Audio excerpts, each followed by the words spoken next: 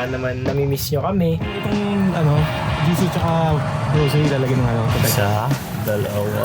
Mukha si Nobita to. Ayun, ready na naman kami ngayon sa Green Hills para para mag-click. Actually hindi, konti lang yung pinili ko. Ang pinakamarami ulaan nyo kasi. Itong GC tsaka grocery lalagyan ng protector. Napakahirap ulaan pero Saan ba yung yan, di ba? Saan pa kayo? Pasilip namin sa inyo yung pinili niya. Ayan o. Sa kanya lahat yan. Calendar pa. So, kita mo to? Kita niya to? Ayan o. Shinobu Funko Shop exclusive. Oo. Ayan. Matagal siya naghintay dito pero worth the wait naman. Di ba pre? Oo, sulit yan. So ngayon kami ay babalik na sa trabaho. Si Florence may trabaho pa. Pero Sa akin. na-receive na niya yung binigay ko sa kanya, yung human torch. Galante itong tropa ko, binigyan ako ng Funko. Oh, so wala siyang choice kundi ibuuin yung Fantastic Four na Venomized. Oo, Meron ka ng Mr. Fantastic. yan, meron na siyang Mr. Fantastic. So ako naman, hindi, papakita ko lang sa inyo sa line reveal ko. Okay? Pero ngayon, babalik na kami sa trabaho. So maglit lang kami talaga dito sa Green Hills. Kasi ang dami ng item ni Papi Lance. Si Aids naman, ewan namin, busy din siya. Grabe namin yung pangko. Ano all?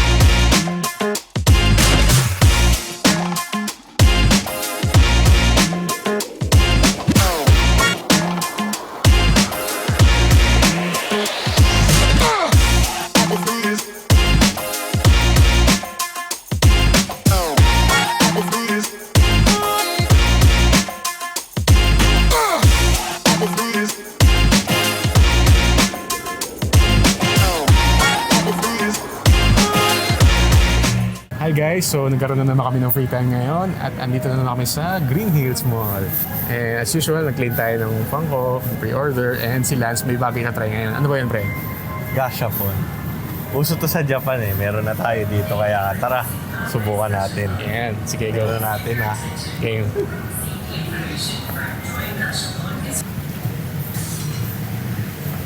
Saan mo itatry mo?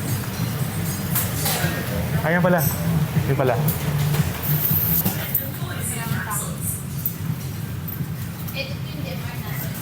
So anong itatry natin, pre? Doraemon tayo. Naghahanap siya ng naghahanap siya ng Yu-Gi-Oh! Oo, kaso ubos na daw. Asan dito ito? O so paano to gawin? Subukan natin. Ito yung One Piece eh. Ay, Kaso ko puro keychain eh. Ito cute. Doraemon na lang tayo. O tapos, ganyan. Isa, dalawa, tatlo. Tapos, ikutin lang. Pag ganito,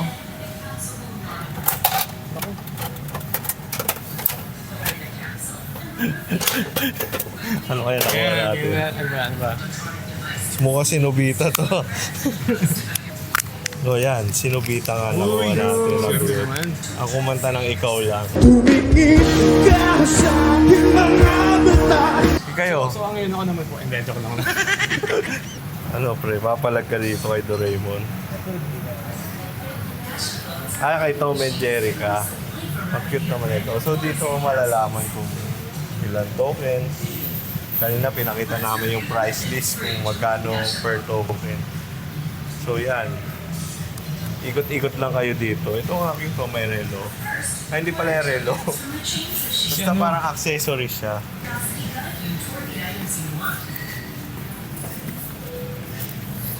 Isa. Tara, try natin yung Tom and Jerry. Ayan, siya naman ang mga nabudoy. Hulog lang, no? Anong gusto mo dyan, pre, kung sakali? Yung Jerry sana, para bibigyan ko kay tita. Para kay tita. Para kay tita. No, take it isa. Ayun. Yun. Malaki-laki pa yan. Mas malaki ang kesa dito. Oo nga. Paano buksan? Naka-tape pa, pre. Naka-tape pa. Safe na safe. Pass. Sa akin hindi. Ay, parang nakita ko na yung laman. Thank you for using Dito pa may angatan siya. Ay, may tape pa. Your attention while important safety information for Joy Cash Along is reviewed. Naku, ay bumukas. Yun. Oy! Si Jerry nga. Hindi Jerry. Oo nga. Jerry! Ang cute niya, in fairness. Ano to, parang clip. Clip yata yan eh. Pwede gamitin ni Tito Tabo. Oo, ganda. Happy ka siya nakuha ka, pre? Oo, pre. Bibigay ko sa jowa ko. Nice. Shout out to Jowa. Shout out to any girl. Anong favorite color niya? Purple. Magaling. Siyempre. What's up mga paps? Pasensya na, medyo putol-putol at chapso itong mga videos namin kasi kanya-kanya kaming shoot ngayon eh. Kailangan kasi naming mag-update sa inyo. Baka naman namimiss nyo kami. Nakabili din kasi kami ng mga Funko Pops nitong mga nakaraan. So gusto lang namin ipakita sa inyo kahit na hindi kami makapag-shoot sa Green Hills kasi wala kasi kami time mag-shoot masyado sa Green Hills. Kaya ginawa namin to na kanya-kanya na lang kami pero gusto namin syempre ipakita sa inyo yung mga nabili namin. So tara, papakita ko sa inyo yung mga nabili ko nitong mga nakaraang buwan. Si Venomized Gwenpool. Grabe. Wala akong balak nung nabilin to pero ang ganda ng details kasi nung pop na to. So parang I had to. Ayan, makikita nyo ang dami niyang galamay. And may hawak siyang drumsticks and phone. Napakaganda. Next is Venomized Black Panther. Iba rin to, grabe. Napakaganda. Napakasimple pero napakaganda. Wala siyang tentacles, yung buntot lang and then yung dila. And then, yun, yung ipin na nakalabas dun sa dibdib niya or sa balikat niya. Hindi nyo na matatanong guys, sa auction namin to nabili. Tinulungan ako nila Pops Lance at Pops James na i-dibs to. Grabe kasi yung Venomized line. Medyo matagal na sila na-release kaya medyo kailangan yung paghanap mo ay masinsin ka, patient ka, tsaka syempre may budget ka para bilhin yung mga pops. Kasi merong mga rares na talaga. At ito ang susunod na papakita ko sa inyo.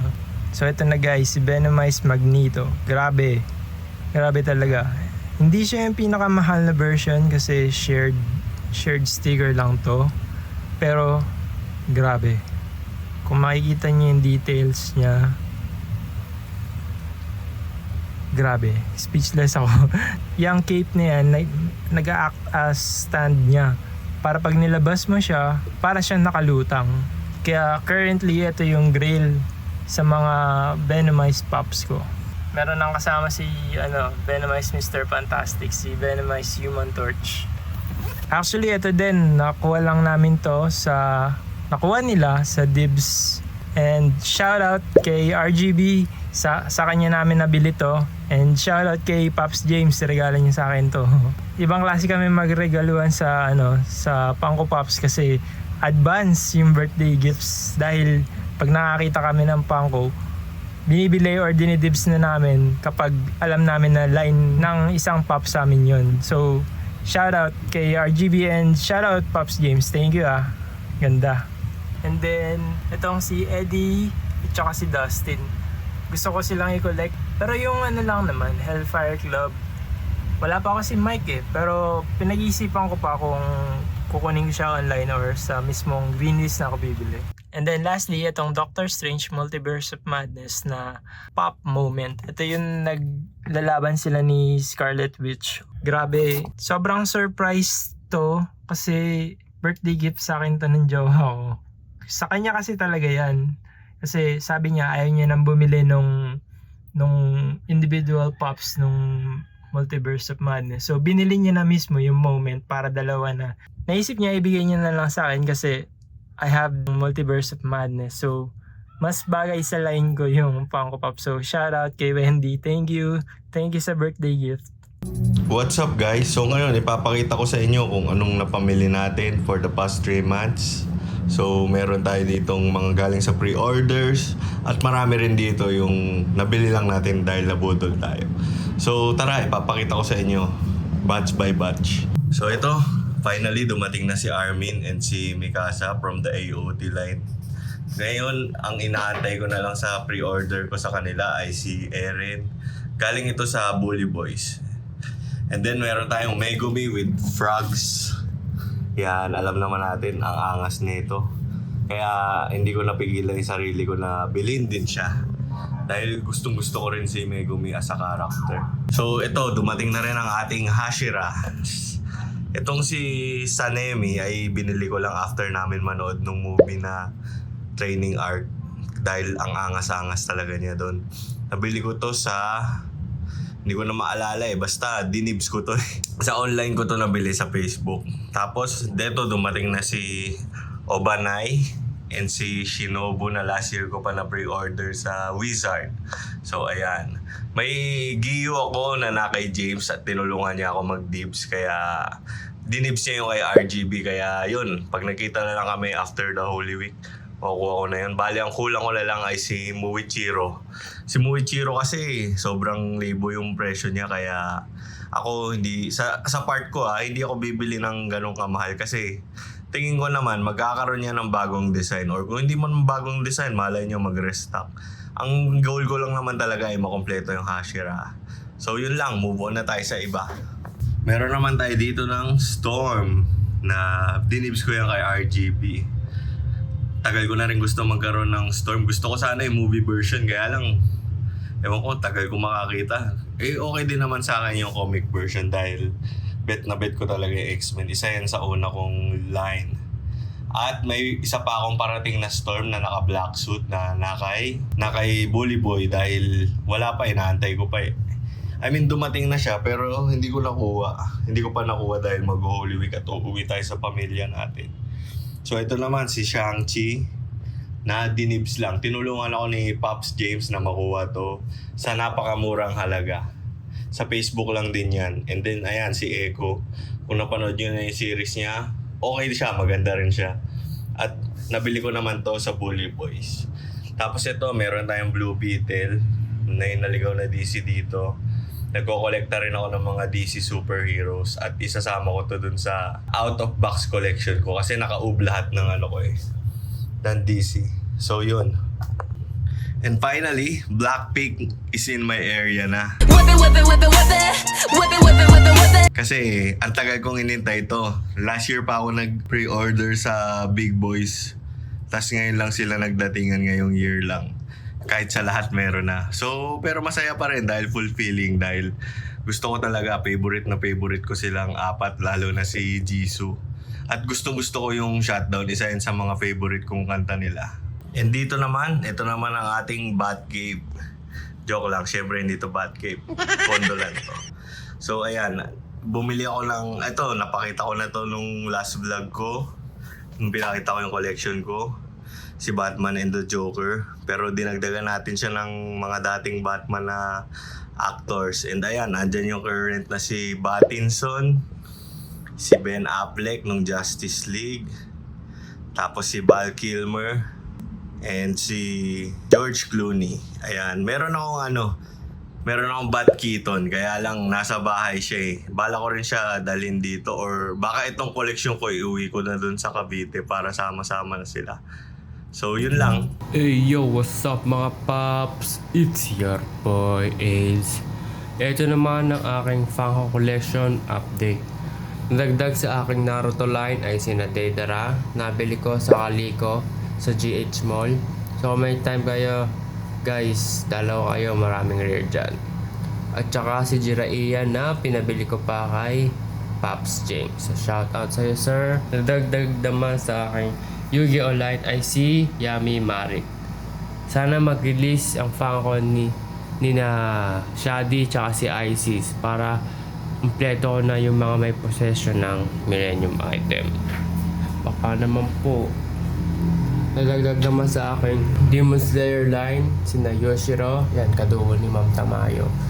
At tsaka si Mahito, yan dalawa silang Curse Spirits. At ito ang aking prized possession na Funko sa ngayon, ang 5-headed dragon. Dinayo ko pa ito sa Art Collectibles sa GH Mall matapos kong malaman na meron sila nito. So sana magkaroon din sila ng Exodia at saka yung 3 Egyptian God cards. That's it mga paps. Sana na-enjoy nyo ang aming content sa pag-update ng aming Funko collection. Kaya naman, don't forget to like, subscribe, share, comment, at hit nyo na rin ang notification bell para lagi kayong updated. Huwag nyo rin kalimutan na spread ang aming channel sa ibang forums at pages para mas larang dumami ang aming views at subscribers. Ang aming munting paalala, Funko lang ng Funko.